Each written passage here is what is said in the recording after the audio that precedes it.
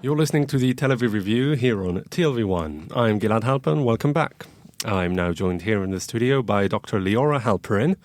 She is an assistant professor of history and Jewish studies at the University of Colorado Boulder and the author of a recently published book called Babel in Zion, Jews, Nationalism and Language Diversity in Palestine, 1920 to 1948. It was recently published by Yale University Press. Hello, Liora, and welcome to the Tel Aviv Review. Hi, Gilad.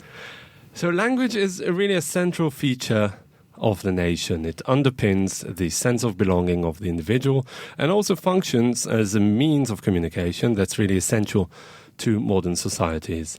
And of course, Zionism, as a national movement that sought to emulate similar movements in Europe, attributed a lot of importance to the Hebrew language.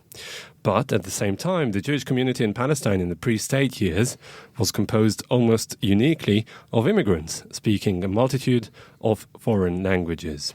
And as history progressed, of course, it turned out to be a remarkable success. Most, if not all, of Israelis today speak Hebrew as a mother tongue, something that was almost inconceivable less than a century ago. So, Liora, by way of starting our discussion, I'd like to ask you about the enforcement of Hebrew.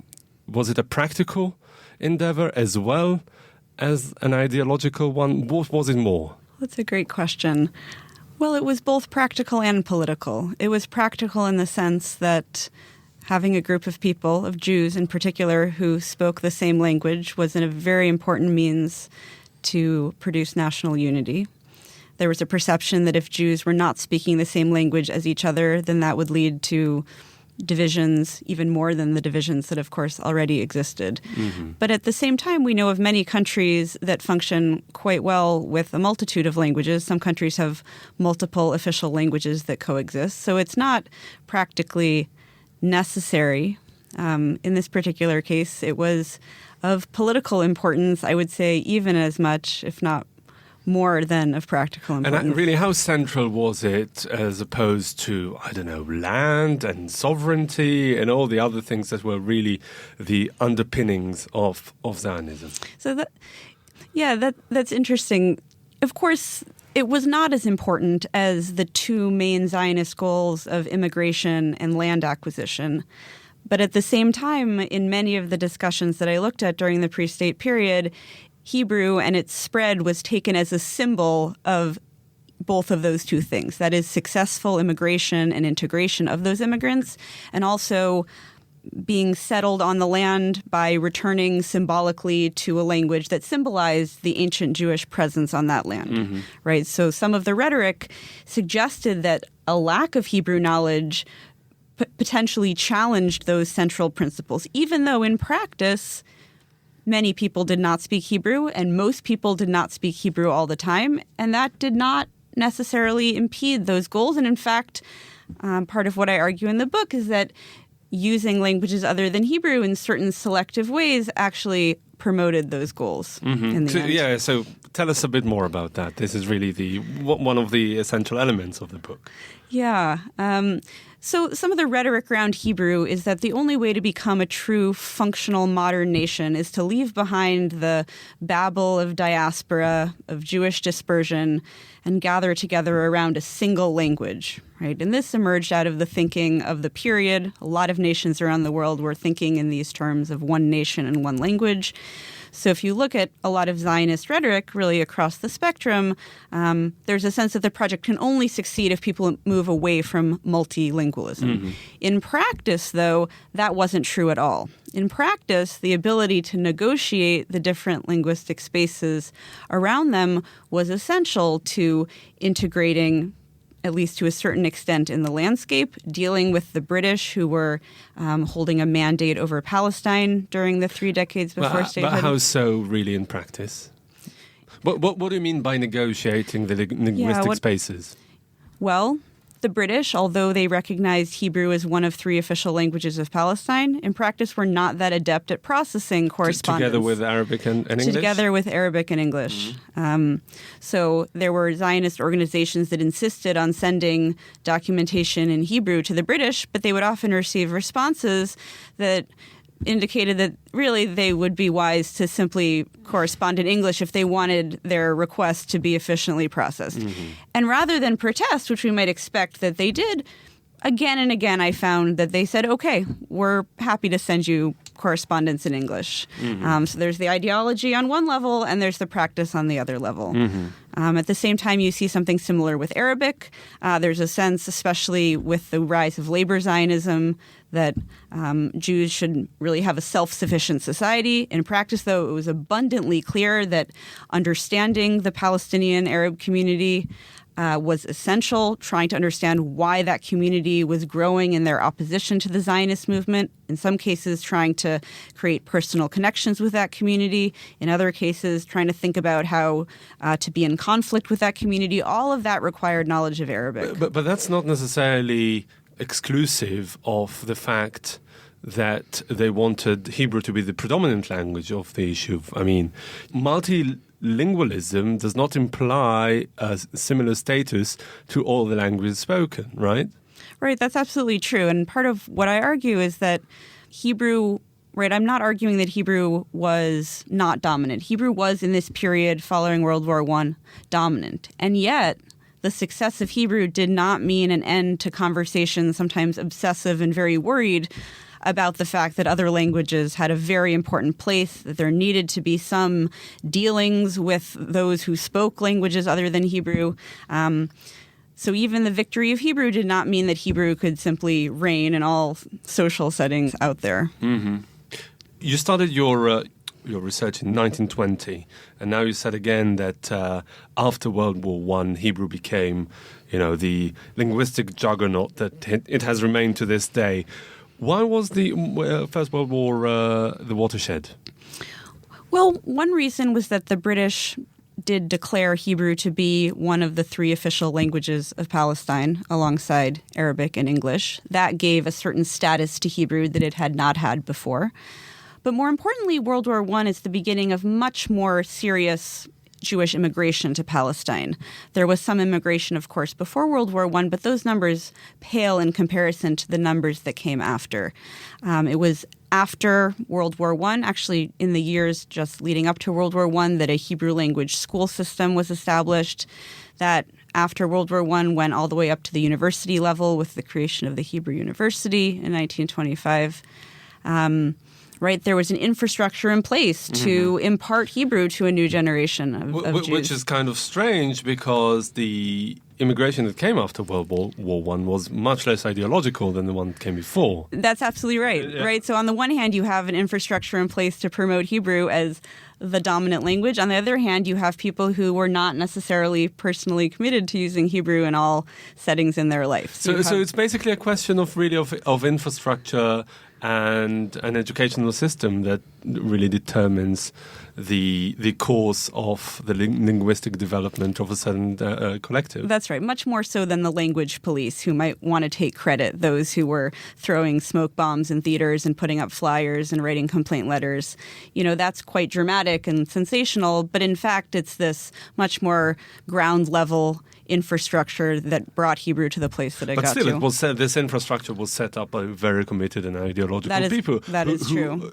Who had this goal in mind. By setting up an educational system, within a generation or two, everybody will speak Hebrew. Absolutely. But it was much more widespread in who was participating, what kind of means they were using to promote it. Right? They weren't throwing smoke bombs for the most part. You mentioned English and Arabic as a means of communicating with other communities in pre-state Palestine. But I would like you to focus now on the communication within the Jewish community, and in particular, one language that was perhaps the runner-up, Yiddish. And, of course, there was a lot of ideology involved here because Yiddish represented the diaspora that Zionism sought to counter, and therefore on the linguistic front, Yiddish was the number one enemy of Hebrew.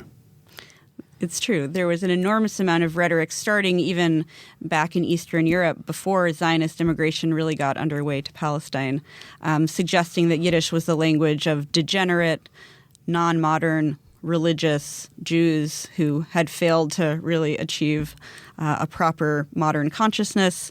That carried over to Palestine itself. There was enormous pressure on those who spoke Yiddish to switch over to Hebrew, and those who spoke Yiddish were the vast majority of Jewish immigrants coming to Palestine at the time. So to the extent that there was pressure to leave other languages and move towards Hebrew, it was directed against Yiddish more than against any other language.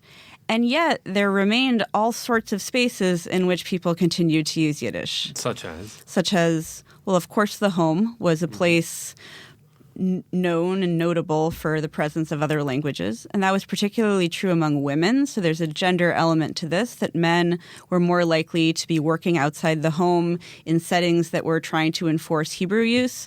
Women, although some women did work outside the home, many did not. They were mostly amongst other women who might have come from their same background or with their children. Women were more likely to be reading books and novels in Yiddish, although many men enjoyed those novels as well.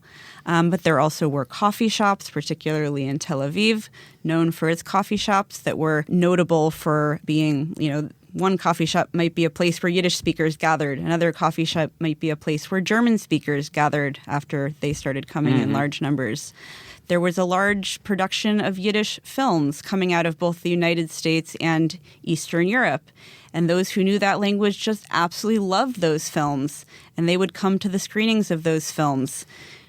Now, some protesters would come and throw... But what about the people themselves? Were they really torn by the fact that it was the mother tongue and therefore, the most accessible of all other languages, and the greater good that said that, you live you're a Zionist in Palestine or an Israeli in potentially Israeli, and therefore you have to speak Hebrew because this is what will bring about national redemption. Absolutely. And there's all sorts of evidence that people felt that pull, that women in particular felt that pull, that they were supposed to be the mothers of this new nation. That's something we see in national movements in a lot of places. They're supposed to, bear strong, healthy children, especially sons. They're supposed to be Hebrew-speaking sons and daughters, of course. And yet many of these parents did not really speak Hebrew well enough, and maybe even really enjoyed the languages from the places they came from. And also, I'm assuming that the decision makers high up, they were all from Eastern Europe, at least in that period. I'm talking about Ben Gurion and the others. And I remember reading somewhere, I can't remember where it was, that when they were really tired at the end of a long day of momentous days, or when they wanted to tell a joke or something, they always switched to Yiddish. Yeah, absolutely. I include in the book a joke that I think is just fantastic, which pertains to Chaim Nachman Bialik, who is you might call him the national poet of, the modern Hebrew language, and yet someone who was known to use Yiddish much of the time. So the joke starts with a bunch of friends coming to visit Bialik on Shabbat, and they find him speaking Yiddish.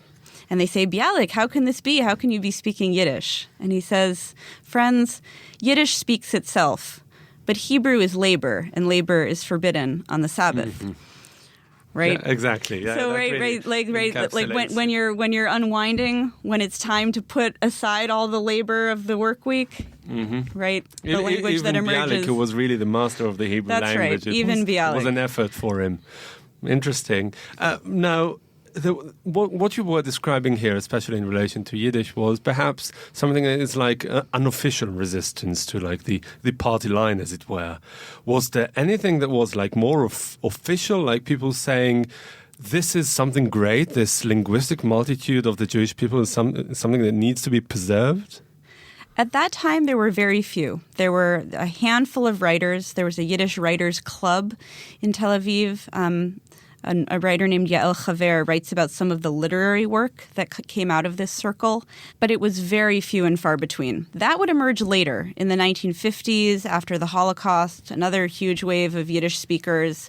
At that point, Yiddish in Europe was almost completely destroyed, as the Jewish people themselves were largely destroyed. And then you start to see the emergence of a Yiddish language literary publication called The Golden Kate, or The Golden Chain, coming out at Yiddish theaters in the 1950s. So there's kind of a sea change once it seems like Yiddish is already kind of on its way out. There's a space then that emerges. But in the Mandate period, you don't see it quite as much. Mm-hmm. And this is perhaps also pertaining to a later period, the state years or 50s, certainly.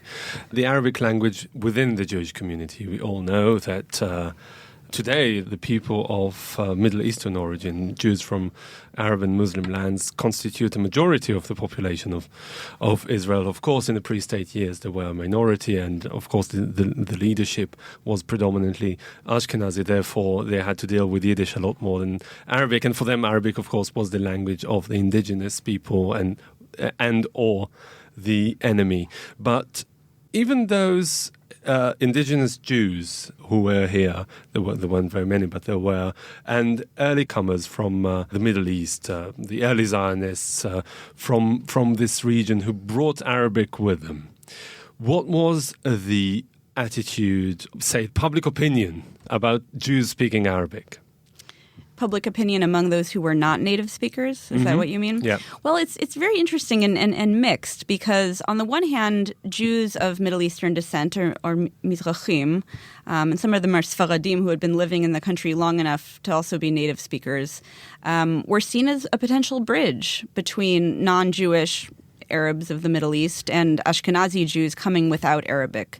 Some of those Jews were involved in translation projects to try to translate the Hebrew press into Arabic and the Arabic press into Hebrew. They also very much spoke of themselves as having a kind of brotherhood with Palestinian Arabs that maybe Ashkenazim didn't have, or maybe that Ashkenazim aspired to but didn't yet have. On the other hand, those individuals, many of them served at lower ranks of the hierarchy of leadership. So whereas you might have native speakers going out and gathering information on political developments in the Palestinian Arab community, those that were analyzing that information and making decisions were mainly Ashkenazim. And some of that hierarchy of knowledge has also persisted into the state period. When you finished your book in 1948, was it already after the battle has been won? When would you say the battle was won? It was, of course, not only after the First World War with the establishment of the educational system that we spoke about earlier. It took some time. Where was it on the spectrum between 1920 and 1948 that the battle was won? Well, it depends what you mean.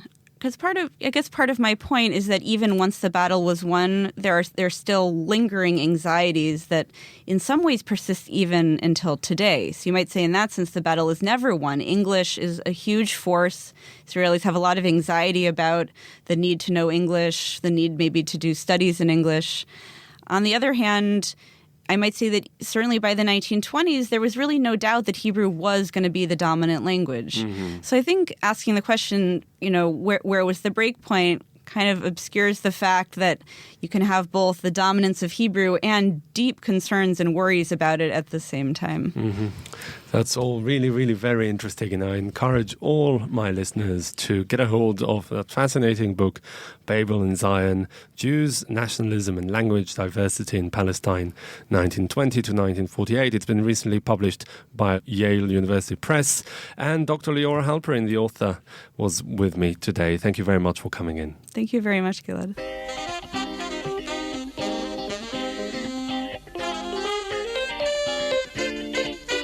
כמו הנביאים הקנאים לשם, הוא קינא לפועל ולתואר ולשם, ובחצות הששית בחלונו היה רושם